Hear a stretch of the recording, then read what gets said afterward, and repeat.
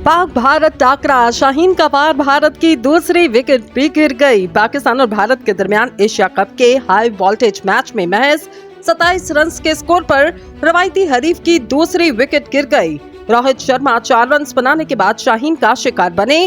पाली के लिए स्टेडियम में खेले जाने वाले मैच में भारतीय कप्तान रोहित शर्मा ने टॉस जीतकर मेजबान टीम पाकिस्तान को फील्डिंग की दावत दी।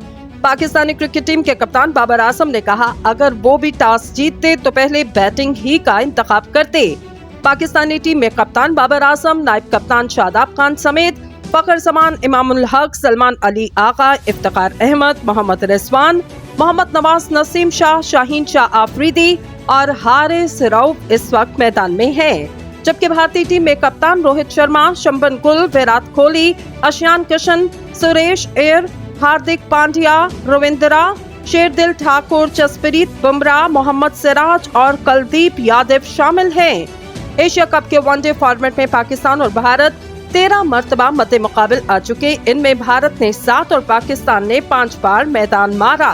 दोनों टीमों के दरमियान एक मैच बारिश के सबब किसी नतीजे के बगैर खत्म हुआ।